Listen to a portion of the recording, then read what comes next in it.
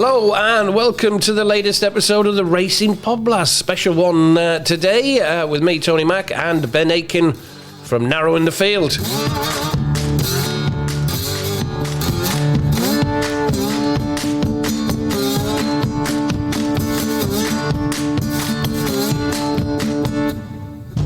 And we're off to Aintree this weekend, a PodBlast National Fences special, covering 3 races due to be run next week at Aintree over the national fences, starting with the Foxhunters, then moving on to the Topham Chase before finishing off with the big one itself, the RANDOX Grand National.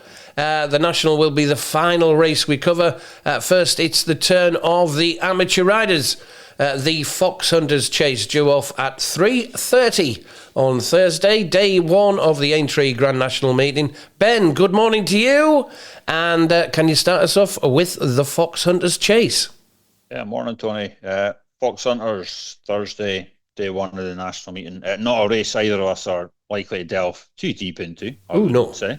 But there are some decent race trends at play in the race, and there's also a tasty enough angle for the Foxhunters at Aintree that concerns the Foxhunters from Cheltenham.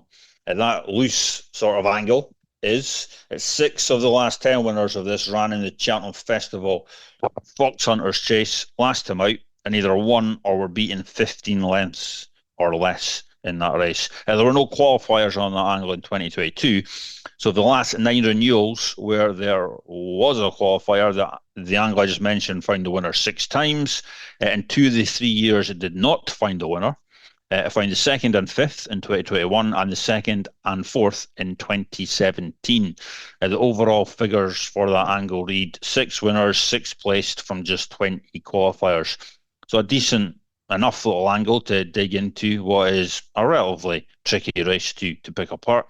And looking at the Foxhunters from Cheltenham, only the first 4 home can be qualifiers in this, as everything 5th or lower was beaten at least 20 lengths. Thankfully, the first 4 home from the Cheltenham Foxhunters are indeed entered in this Aintree version. Barton Snow, obviously, was the winner of the Cheltenham Foxhunters. He heads the market for the Aintree version at around 3-1. He's 5 from 5 in Hunter chases. If you take in point-to-point races, he's won his last 7 and won 8 of his last 9. He's also one of the highest rated in the race with an official rating of 145. And a high rating is something worth noting in this race. 9 of the last 10 winners have been top rated or no more than £12 below the top rated. You can sometimes get quite a wide range of ratings in the Foxhunters. If there's a concern about Barton Snow, I think it's the fact he looks like he needs to be produced as late as possible. There are signs he can idle when hitting the front. The national course obviously is a hell of a long run in after the last, so he'll need to be produced at exactly the right time. If he gets to the front too soon, there's a long time down that straight for him to start idling, but I definitely get why Barton Snow's at the head of the market. It's on the line. He was second by a neck at Cheltenham to Barton Snow. He won the 2024 renewal of the Aintree version, and he fell at Beechers in the 2023 renewal. I do wonder if he's possibly best over longer trips than this. His other wins have come over 2 miles 7.5 or further, and his win in this race came on heavy ground, so it was more of a stamina test than usual that year. Any rain softening the ground would likely benefit him this year, just to bring his stamina into play. Music Drive, he finished 3rd at Cheltenham last time out. He was a decent horse in bumpers and hurdles when with Gordon Elliott, and he's shown solid form in Hunter chases and point-to-point since moving to Kelly Morgan at the start of last year. If he takes to these fences, then every chance he can get involved in this. And Golden Sun, he finished 4th in the Cheltenham version for Paul Nicholls. Nicholls hasn't won this race since 2002, but he's had a few run well in the race recently. 4 of his last 12 runners finishing the places, a couple others just missing out on the places. Golden Sun was going well for a long time in the Foxhunters at Cheltenham, but I'm not convinced he fully stayed the trip that day, so this drop back in distance should be a positive for him, and he does go well under these conditions. Class 2 level or below, trips of 2 mile 4.5 to 3 miles, and wearing cheek pieces where Golden Sun is 3 wins and 2/3 from 5 starts. And of that 4 I've just covered, I'd be happy to take a swing at the Nichols horse, Golden Sun. 10-1 and bigger looks decent. A couple of books going 14-1, and I think the cut back and trip could be ideal for him. So Golden Sun for me just now in the Foxhunters. Tony, what you got for it? Yeah, interesting one that, and a good explanation of Barton Snow as well being held up. It looks a good race, doesn't it? And he rode a good race as well. Henry Crow, he was hanging on to Barton Snow all the way up the rail, wasn't he? Trained by John O'Shea, who's had 2 winners in this. He won it last year with Gracchus de Balm, who is 25-1 this year. That won at 22-1, and in 2021, Cousin Pascal winning at 66-1. So John O'Shea knows how to get one ready for the Foxhunters, and Barton Snow, a worthy favourite at the minute. Dan Skelton, Unexpected Party, he's next in the betting. And Dan Skelton has really taken this race seriously in the last couple of years. He's been second in the last 3 years with Benny's King in 23, 24 Benny's King again, and Jet Plane last year finishing second to Gracchus de Balm, and Jet Plane's 25-1 if anybody's interested in that. So you got the 1-2 from last year's race, both at 25-1 at the moment. It's on the line, as you mentioned, Ben.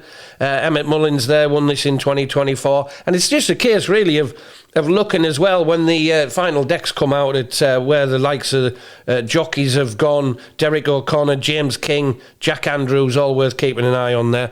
2 I've got from Ireland as well. Patrick Doyle, usually listed in the race cards as PMJ Doyle, from Turles in County Tipperary, based trainer, and he's strong grounding in the point-to-point and hunt-to-chase sphere as well. And what he's probably best known for is producing horses, sort of pre-training ranks through the pointing route, supplying Willie Mullins with high-class recruits such as Asterion Falange and Appreciate It as well. And that tells you plenty about the regard his operation is held in, because it underlines his reputation for sourcing and educating smart staying types before they move on to the major yards. Hunter's Yarn I like in this, and he brings solid hunter chase and point form into this, but he does look slightly vulnerable as a win bet after being beaten favourite on his last 2 hunter chase starts. He was second at Gowran and Naas earlier this year, but so the ability's there, but he's prominent in the anti-post market around 14-1. His only previous Aintree run came when well beaten in last year's Topham over the national fences. That leaves him with a bit to prove on the new unique test of the Foxhunters, but Hunter's Yarn around 14-1, and Lifetime Ambition is a very plausible play for reproducing the level of last year's third in this race, when he was beaten only 2.5 lengths in a huge field over the same fences. That previous Aintree effort is a major positive, and has since won in points before finishing second to Panda Boy in a hunter chase at Turles. And he lacks the upside or the positive of a few younger rivals, but his proven course suitability gives him a solid each-way profile for me. Lifetime Ambition and Hunter's Yarn, both from the Patrick Doyle yard there for me in the Foxhunters. Friday, 4:05, Topham Chase, Class 1 handicap over 2 miles, 5 furlongs over the national fences, Ben. Yeah, Topham, I actually thought this was tougher to narrow down at this stage than the Foxhunters, surprisingly. There are some trends that can help narrow the field, though. The last 12 winners all had 4 to 9 starts in the current season. Previously won over at least 2 mile 1, but no further than 3 mile. Ran in a Class 1 to Class 3 chase over 2 mile to 3 mile half a furlong last time out. And we're not out of an Irish bred stallion. In the last 12 renewals of the Topham, and there's been 339 horses that have lined up in the last 12 Tophams. Horses that did not meet all 4 of those trends returned combined stats of 0 wins from 221 qualifiers. So those 4 stats alone do help chop the numbers down. It's a bit of a manual task to try and apply those stats right now. 59 runners still entered at the time of recording, but I've given the race a loose run over using those stats and pulled out a very rough short list of Ile Atlantique, Will the Wise, Adragul, Zurich, Gipco, and Primoz. Ile Atlantique is one of 3 entered for Willie Mullins at this stage. Mullins having won 3 of the last 6 renewals of this. The horse is winless in 6 starts since winning his first 2 chase starts last season. Second to those, an impressive win in the Grade 2 Racing Post Novice Chase at Naas. Few of those runs have been at Grade 1 level though, and Ile Atlantique is probably not quite a Grade 1 horse. In Grade 1 races, he has 0 wins from 7 one-placed effort, whilst at Grade 2 level or below, he has 4 wins and 3 places from 9 starts. He was a shade disappointing at Leopardstown last time out, but he was caught out wide that day, which clearly didn't help. He was also top weight in that handicap. No top weight has won that handicap in the last 15 renewals, and only one of the last 18 top weights have won the race. So reasons to excuse that defeat, and he's better judged on his second to Ryanair, subsequent Ryanair chase winner Hartwood on his run prior to that. A race where he was very much up against it at the weights against Hartwood. He was giving weight to him that day. And that second placed effort from Ile Atlantique is a much better indicator of his level than his Leopardstown 8th last time out. And he looks a player in this for Mullins, I think, Ile Atlantique. And that's my one dart at the race just now. Ile Atlantique, he's sitting at 12-1 just now, and I think that's decent value for the 8-year-old. So until I have a proper dig into the race when the final decks are through, it's Ile Atlantique for me, for Mullins to land the race yet again.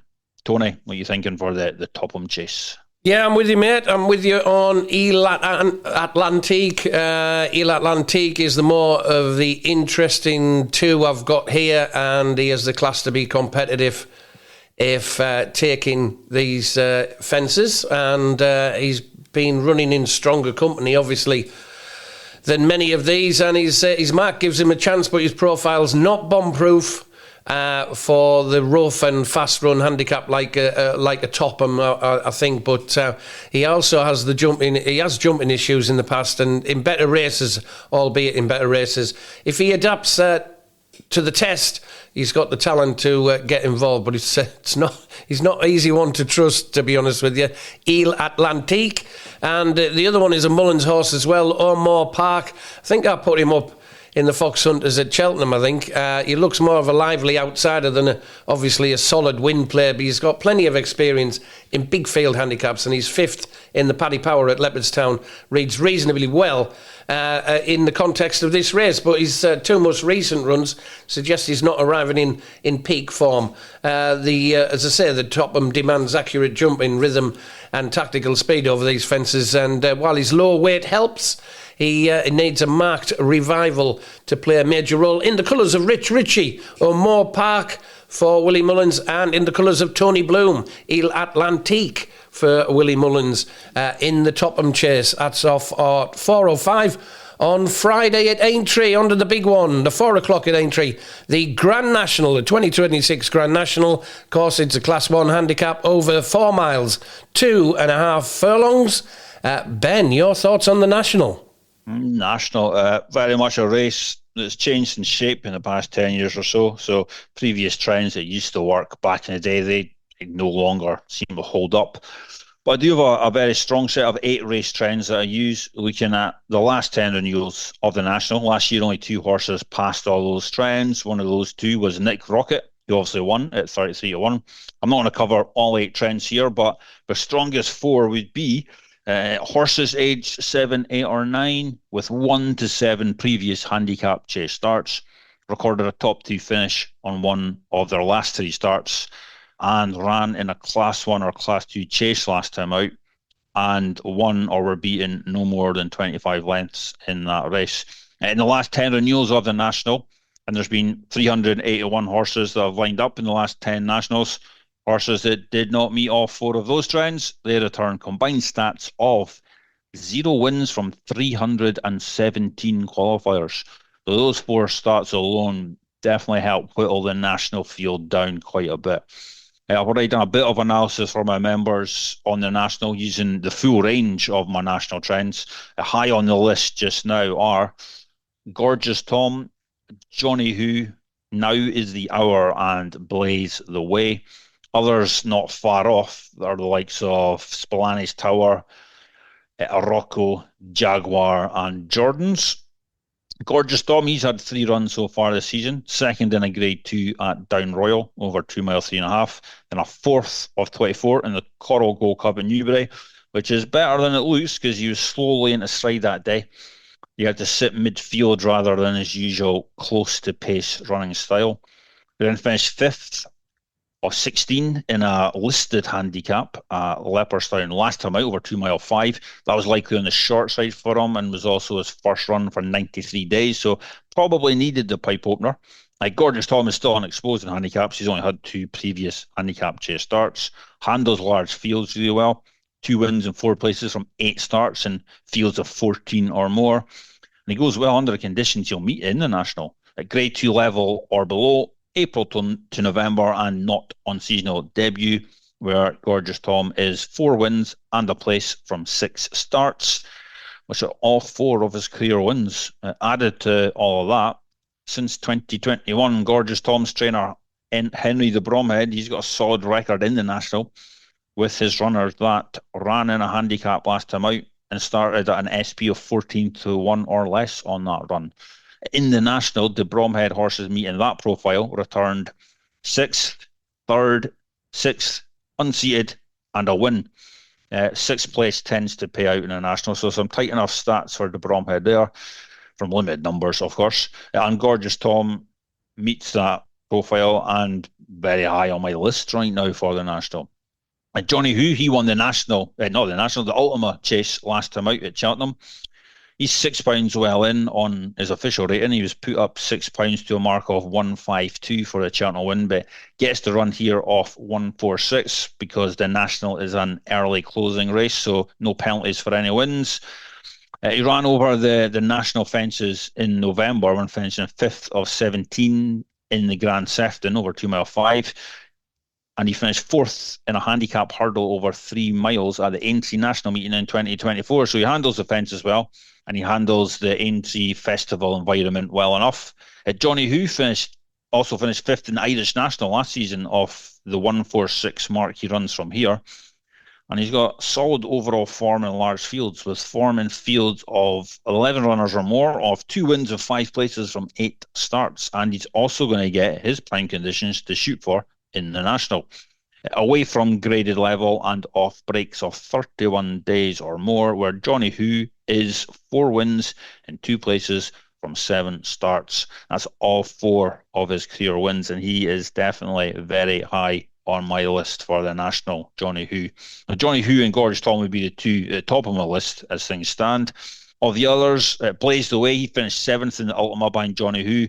Runs off the same mark here. He's still unexposed in handicap company with only 2 previous chase handicaps starts to date. He could go well in the National, blazed away. Rocco finished 4th in the National last year off a £5 lower mark. He was possibly given a bit too much to do from out the back that day, I thought. If they sit a bit more prominent this time round, he could improve on last year's effort, Rocco. And Jaguar, he was a close second in Ultima behind Johnny Hu, and he also gets to run off the same mark here, obviously. So he's officially £5 well in based on his new mark. He was scrappy at some of his fences in the Ultima, but he's completed in all 13 starts over obstacles to date, so it might just be his way of doing things.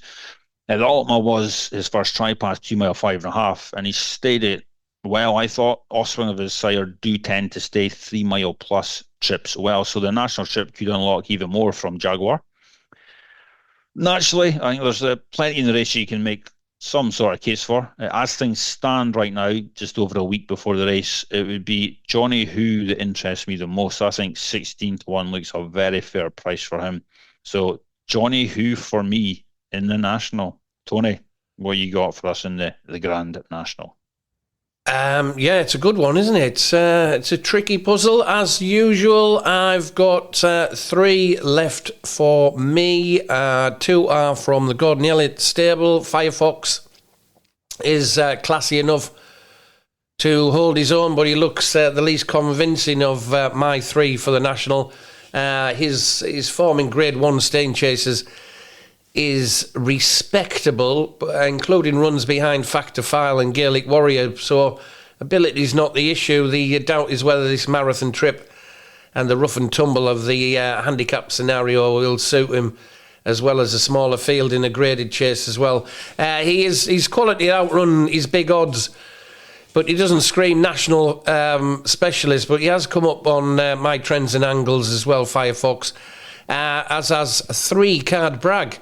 Makes more appeal as a national horse than his bare odds suggest.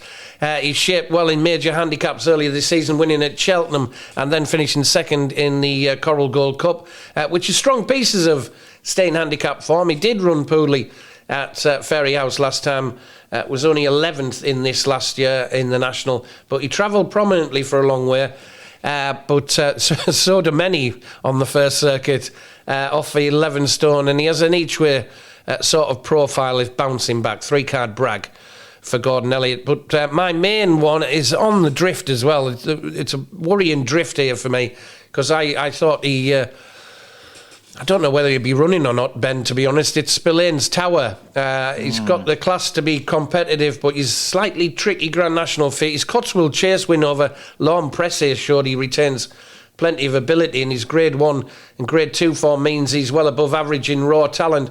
The question is his stamina for this exact test, because most of his best form is short of 4 miles. It does look a credible contender, seeing it out, but not an obvious natural national type. But I do like him. He did miss Cheltenham, so he remains in the Grand National. His well-being's in question as well. I don't know whether it's an injury he missed Cheltenham, or he missed Cheltenham to come to the National. That remains to be seen.